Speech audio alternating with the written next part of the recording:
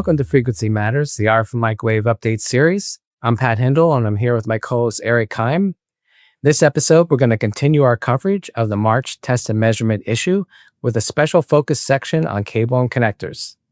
As I mentioned before, our special focus sections and supplements are available as PDF ebooks for download for readers for easy access and archiving, plus they give our advertisers more visibility and lead generation opportunities.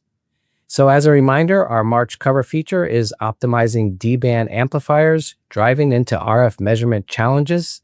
And this article discusses the challenges in large signal characterization of D-band PAs using sub-terahertz load tuning measurement setup.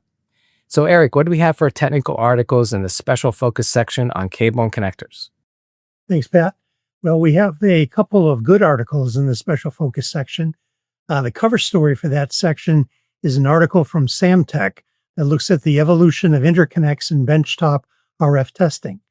So the article takes the reader through how cables and connectors and test fixtures have evolved as measurement equipment has gotten more sophisticated. And so it's a good reminder that there's more to making a good measurement than just an expensive piece of test equipment. We've also got a special report from Huber and Sooner that takes a little different tack and talks about the challenges that the rapid growth of electrified commercial vehicles are posing for high voltage cable assemblies and connectors. So the article gives us some good insight into the EV market and its drivers, along with how the company is addressing the reliability, performance, and manufacturing challenges to enable the growth trajectory that the EV industry is anticipating. And for our product features in the cables and connectors section, we have proprietary connector design that enhances quality and phase stability from Junkasha. We had high density connection that enhances PXIe from the Phoenix Company of Chicago, and selecting the right RF cable assembly from Smiths Interconnect. And we also had one tech brief from SwiftBridge Technologies on durable RF cable assemblies. So we did have a special guest join us today. I talked with Alan Maloney, Managing Director at Analog Devices, about the status of 5G technology and its future developments. So let's take a look at a clip from that now. So let's talk about energy savings in the RAN. Is AI going to be the solution? Yeah, good question. So so I guess when we talk about energy, first and foremost, energy is a big deal. It always has been.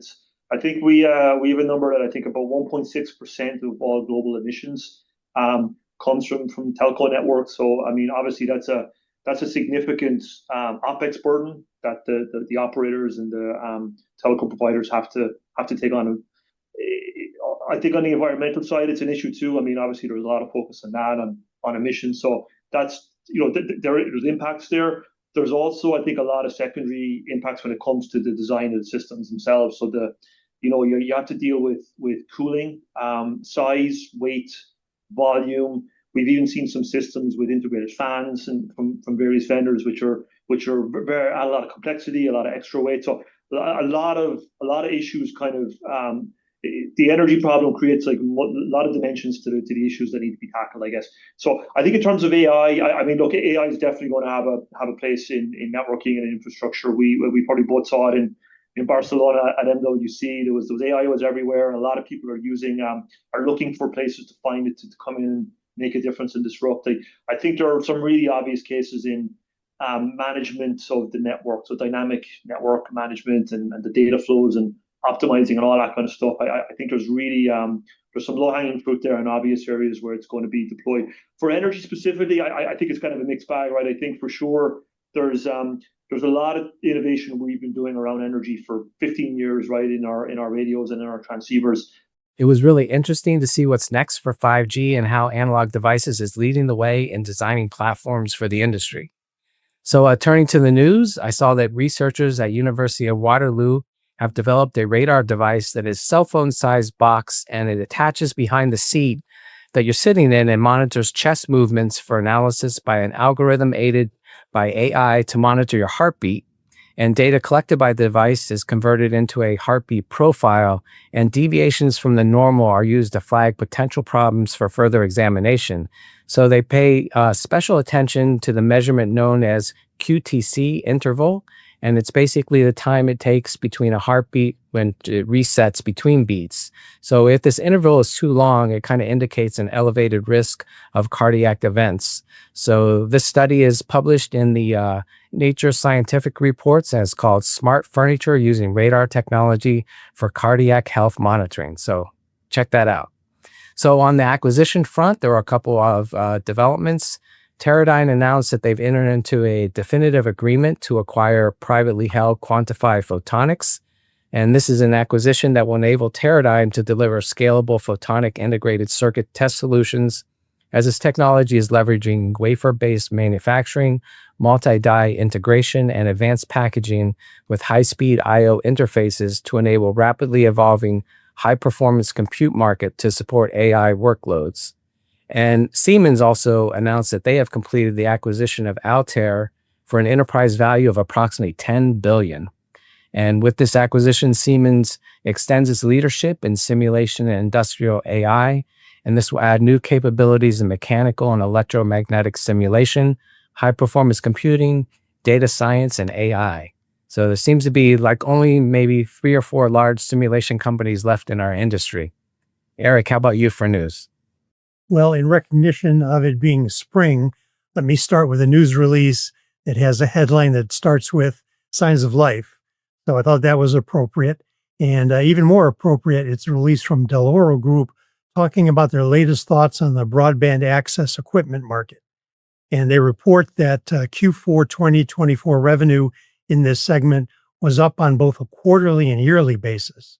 So that's the good news. However, those gains weren't enough to push 2024 into positive territory. And they believe that global economic uncertainty, high capital and labor costs, and equipment delays threaten a return to growth in 2025. So that's the not so good news. But they are seeing pockets of growth.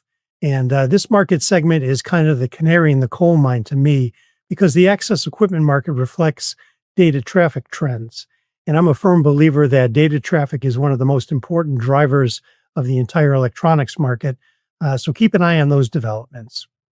I also see that Ericsson and Dry Austria are testing W-band frequencies, so 92 to 115 gigahertz, to enhance urban 5G connectivity.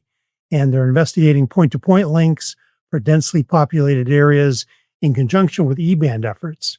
And related to that, NTT Docomo, and NEC announced that they demonstrated a real-time bidirectional wireless transmission in E-band between 71 and 86 gigahertz that achieved a rate of 140 gigabits per second over roughly a 100-meter link using an orbital angular momentum mode multiplexing transmission technology. And the companies claim that this is the highest data rate for sub-100 gigahertz frequency transmission. So more evidence that the industry is working hard to improve the broadband access that Dell'Oro is reporting on in the first news item I mentioned. Yeah, that's impressive work done there. So turning to events, we covered Mobile World Congress and the satellite show last time, but we recently got the stats from the satellite event, which were pretty impressive. They had 14,900 attendees and a show record 473 exhibitors at the Washington Convention Center, with 280 speakers on the agenda. So the show provided valuable days to learn, network, and discover the newest innovations shaping the future of the space sector. And if you compare this to IMS, which has around 600 companies exhibiting, so a lot more, but they only get less than 10,000 attendees. So a big difference there on attendee to exhibitor ratio. So I also wanted to highlight that the 2025 IEEE International Symposium on Antennas and Propagation and the North American Radio Science Meeting is taking place July 13th through the 18th in Ottawa, Canada. So if you'd like to exhibit there, please go to their website or contact the Microwave Journal salesperson. And Eric, I think you're moderating a really good panel coming up tomorrow, AI and RF. Maybe you can tell us about that and some of the other activities. Yeah, I am. And that'll be a good panel session tomorrow. We've got experts from the design and computational software community in Keysight EDA, Cadence, and MathWorks, along with an RF Mimic Solutions company in Miller Mimic. So we're going to get into the hows and whys and whens, along with other topics concerning AI and RF. So I'm looking forward to that. And also, we've got a panel on May the 8th that will address metamaterials and one on June the 5th on satellite and space. So please bookmark your calendars for those events and keep an eye out for registration details. And that wraps up this episode. Our sponsors are RFMW and Analog Devices. RFMW is a technical distributor of RF and microwave products and now power management products.